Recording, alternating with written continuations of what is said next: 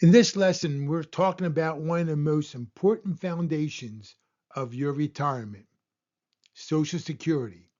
This benefit is based on your 35 highest earning years.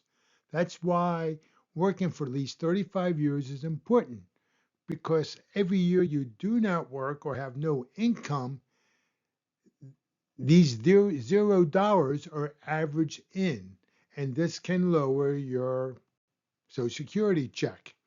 So every year you work and every dollar you earn up to the wage cap has been building this asset for you. One of the most powerful tools you have is time. While you can claim as early as age 62, doing so comes with a permanent reduction. If you wait until your full retirement age, FRA, usually age 66 or 67, depending on your birth year, you will get 100% of your benefit. But here's the exciting part. If you can wait until age 70, your benefit increases by 8% every single year. Think about that as a guaranteed 8% return backed by the faith of the US government. For example, a $2,000 a month benefit at age 67 grows to $2,640 at age 70.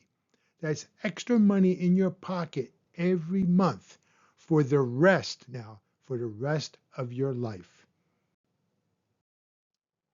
Your full retirement age is based on your birth year. This chart shows the effects of early or delayed retirement on your benefits. As you can see, if you begin receiving your benefit before your full retirement age, your monthly amount will be reduced between 70 and 75% of the total. However, if you delay collecting your benefit until after your full retirement age, that's age up to 70 is the maximum, it will increase to 124 or even 132 depending on your birth year of your full amount. Let's look at the chart and see what we have. As you can see, your full retirement age increases. In these years, it was 66 years, and then every year past that, it goes up a little bit. And you can see at age, if you're born 1960 or later, your full retirement age will be 67. So if you start collecting at age 62, you will receive 70% of what you would have received if you waited until 67.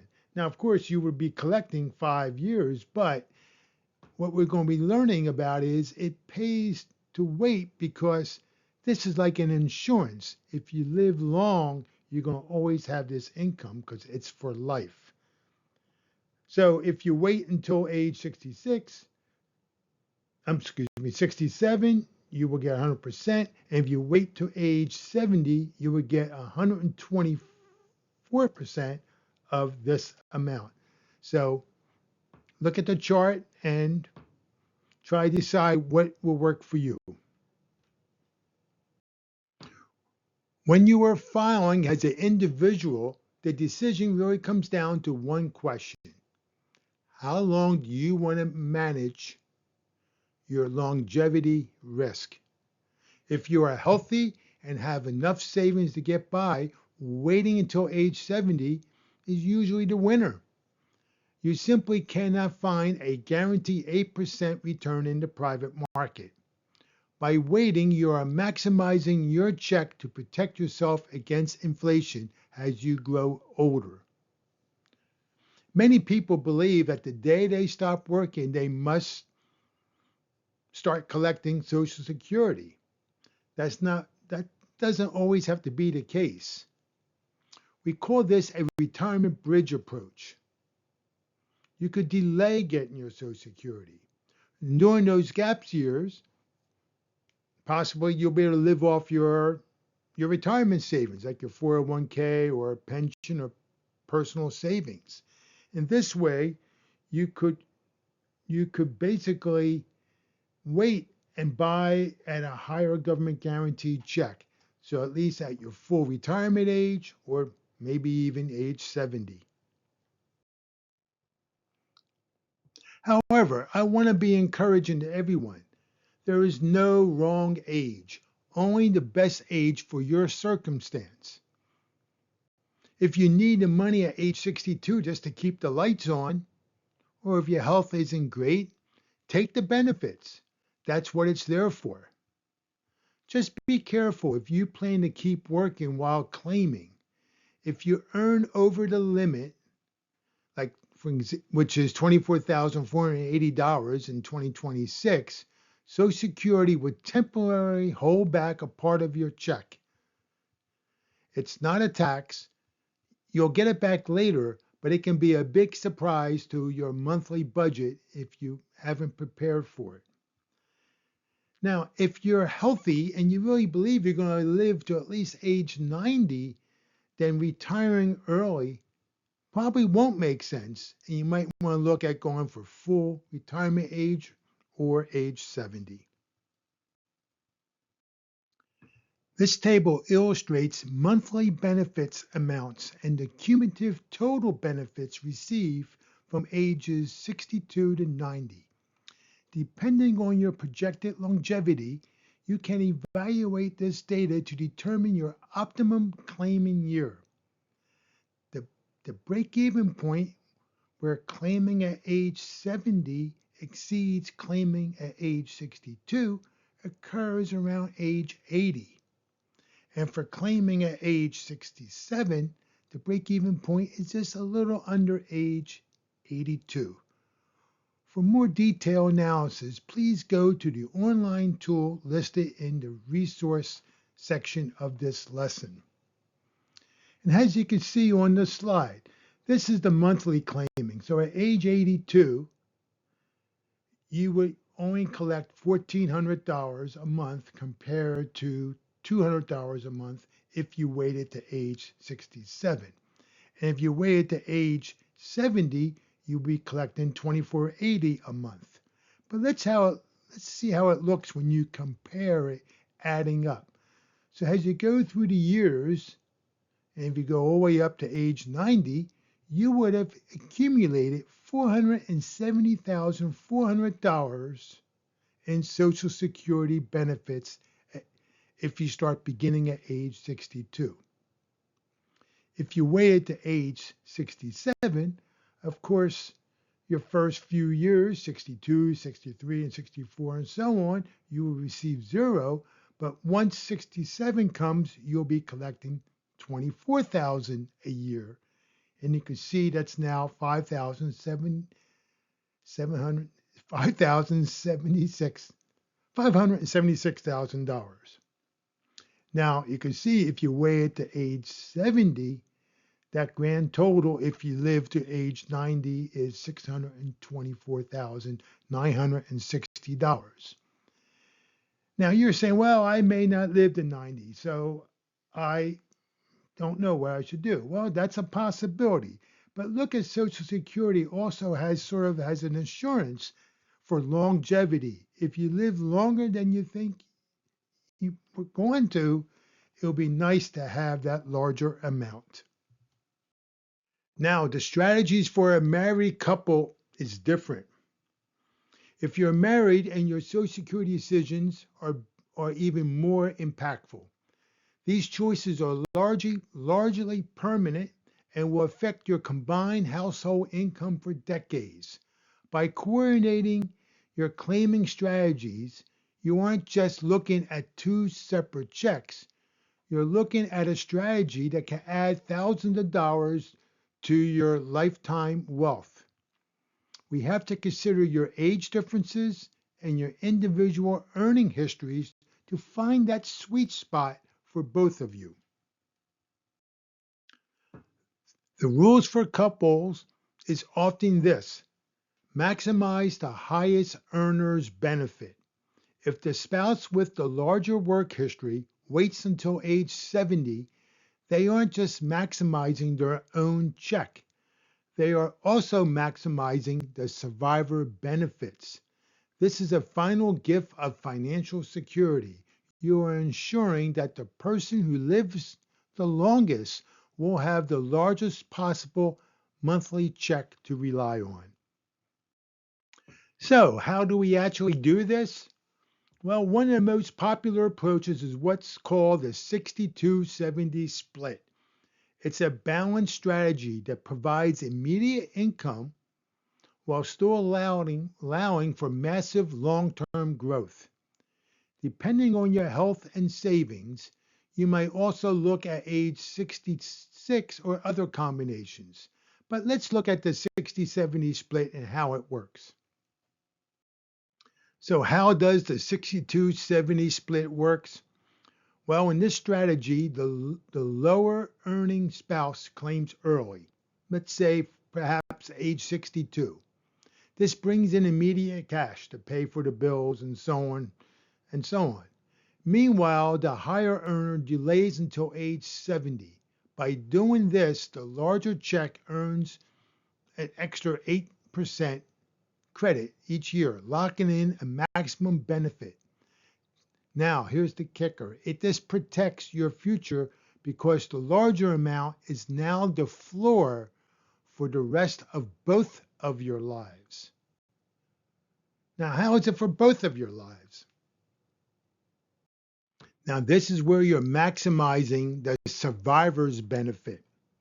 When one spouse passes away, the smaller of the two monthly checks stop. The survivor begins receiving 100% of the higher check. By delaying that larger benefit today, you are protecting your partner against inflation and making sure they have enough to live on, no matter how long your partner will live. This table illustrates monthly benefit amounts and the cumulative total benefits received from ages 62 to 90. While you can use this data to determine an optimum claiming year based on projected longevity, married couples have significantly more strategic options than individuals. As discussed in earlier slides, each spouse can claim at a different age. These various combinations result in different cumulative household totals and varying levels of survivor benefit protections. And let's look at the chart here. So we can see if you both claim at age 62, the total monthly household benefits will be $2,240. And you can use the information over here to add it up and see that total amount. And as you can see, at age 62, this is what the total household amount would be, and it increases all the way down as you reach to age 70. Now, if you both claim at age 67, this would be the total amount. Of course, there'll be nothing in the first few years, but after that, it would gain up. And you can see there is a significant increase if you live, both of you live to age 70. Excuse me, age 90. Then we talk about the 62-70 split. And you can see it's just a little bit more than if you both claim at age 67 and you lose a few years. And that total amount is $907,680, which is less than if you both claim at age 67. But the maximum strategy would be if you could wait, the lower earner spouse starts collecting at age 67 and the higher earned spouse collects at age 70. And you can see the total here over all these years will be $940,800. Now, the big benefit with waiting till age 70, at least one of the spouses, the higher earner spouse, is your survivor benefits. And you can see at age 62, the survivor benefits will only be $1,400 a month. If wait till age 67 is 2,000, and then the highest one at age 70 would be 2480. So you can see the differences here. Now, to get a more detailed analysis, please refer to our online tools listed in the resource section of this lesson. What I'm going over now is not a strategy, but it's a rule. It's the spousal benefit rule. And I want you to be aware of it so you could incorporate this into your retirement planning if needed. What if one spouse has a limited work history or even zero earnings? You can still receive a spousal benefit of up to 50% of your partner's full retirement amount. If you have your own benefit and it's small, Social Security will automatically top it off until you reach the higher total. So keep in mind two rules. First, the 50% is based on your partner's FRA amount, not the extra credit if they wait until age 70. And second, you must be at your own full retirement age to receive the full 50%. If you claim early, this will result in permanent reductions. Finally, there's no double dipping. You simply receive the higher of the two possible benefits and up to 50% of your partner's full retirement age amount. To review, timing is everything. At age 62, which is the earliest, but it comes with a pay cut. Age 66 to 67, depending on your birth year, is your baseline, and you get 100% of your benefits. And at age 70, it's your maximum. It's the gold standard for the highest monthly income you can earn. Each year you wait between ages 62 and 70 represents a significant raise in your benefit that will last a lifetime. And if you're married, it will last for both lifetimes. So a successful plan for a couple covers three phases. Intermediate income can be provided to enjoy your early retirement years. The growth phase, while your future benefits grow while one partner waits until age 70. And then, of course, putting this together, it provides long-term security for both you and your spouse. Now, of course, you can have the ultimate strategy, I guess, and that is the strategy for the absolute maximum household payment is when both partners decide to wait and claim their Social Security benefits at age 70.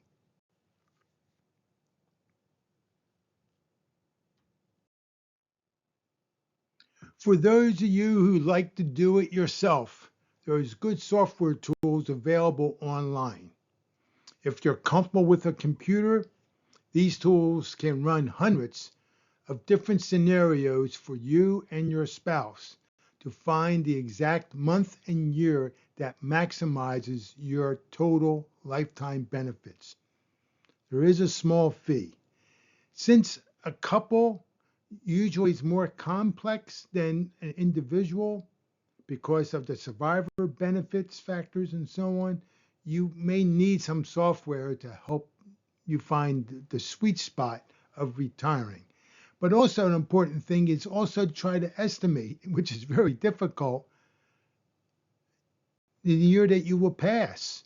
If you know that, it makes it really simple to do these calculations. Of course, we don't know that, but if you can make estimates or ranges, you may be able to get a better feel of what your options might be. So your action plan, go to ssa.gov, create an account, review your earnings history, Use the modeling tools you see there for different ages to calculate your numbers. Please don't guess with your future. Get the facts, get online, and take charge of your retirement. Your future self will thank you. In another video on this site, I go over some of the resources that you will find on the Social Security website. But you'll need to create an account and you need to sort of look at the tools that are there.